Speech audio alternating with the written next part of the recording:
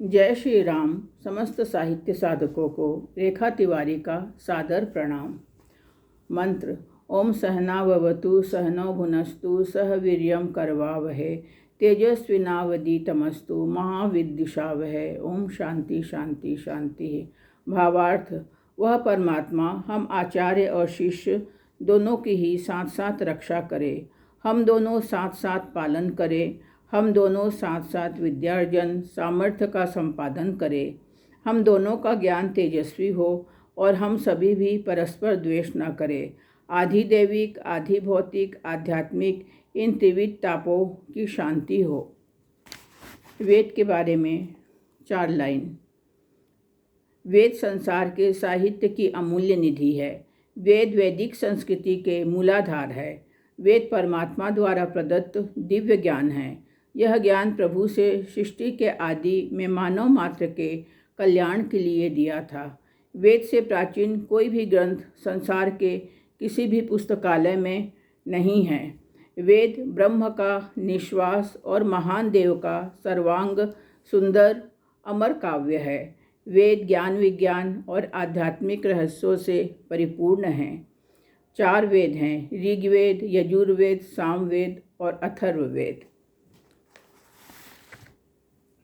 भाइयों और बहनों, साहित्यिक सचेतना मंच की ऊर्जा धीरे धीरे अपने संकल्प को फलीभूत कर रही है। ईश्वर पर विश्वास और अपनी मुट्ठी भर श्रद्धा की भावरूपी शब्द को छोटे छोटे कवि लेखकों ने नित्य हवन की जैसी समिधा समझ कुछ वैदिक ज्ञान को अध्ययन कर लिख रहे हैं। आज ये हमारी कोशिशों का ही फल है कि स्वास्तिक पत्रिका हम सबको चहुँ दिशा में विस्तारित कर रही है। नित्य का मुट्ठी भर पुरुषार्थ साहित्यिक सचेतना को रामायण की गिलहरी बनने की प्रेरणा देता है। भाइयों और बहनों, मेरे द्वारा लिखा गया एक लघु कथा। सुरभि गंध प्रतियोगिता। वनस्पति जगत फूलों के सौंदर्य से जब प्रसिद्धि पा गई तो फूलों में बड़ा अहंकार पैदा हो गया। बरगद दादा ने तब गुण कर्म स्वभाव की परीक्षा लेकर सबको सही रास्ता दिखाना चाहा। तब उसने वनस्पति जगत में सुरभिगंध प्रतियोगिता का आयोजन किया और चंदन ने ये प्रतियोगिता जीतकर अपनी तन मन की श्रेष्ठता सिद्ध की। देव पूजन के लिए चंदन का महत्व अब बढ़ गया था। फूलों का अहंकार टूट चुका था। फूलों के सौंदर्य से ज़्यादा चंदन के तने ने बाजी जो जीत ली थी। इस वजह से फूलों का अहंकार टूट चुका था। सभी शांत हो गए थे।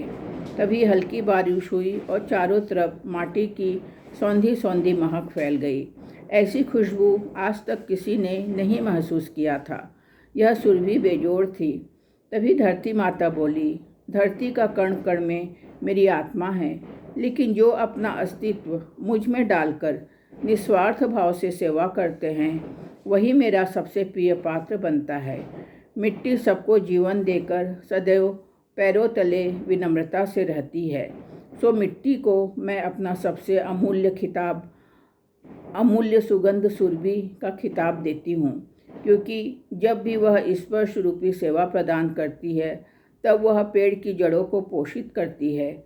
मिट्टी के स्पर्श मात्र से जल को भी सुरभि बनने का, सौंधी सौंधी महक बनने का अवसर मिलता है। सो महक बनने के लिए अकेले नहीं, दूजे को भी साथ लेना होता है। तब से वनस्पति जगत को ये राज समझ आया और उसने वायु को प्रणाम कर अपनी महक को चहुँ दिशाओं में फैलाने की प्रार्थना की। तब से वायु के गंध को विस्तारित करने का माध्यम बनी। अच्छाई और बुराई भी अपने स्वभाव के सुगंध और दुर्गंध होते हैं। सो व्यक्तित्व का दर्पण जब भी बनाएं, सत्य को धारण करें। आपका व्यक्तित्व का दर्शन लोगों तक पहुंच आपको सुरभित करेगा। सादर आभार। भाइयों और बहनों, हमारे YouTube चैनल को आप ज़्यादा से ज़्यादा सब्सक्राइब करें और लाइक्स करें।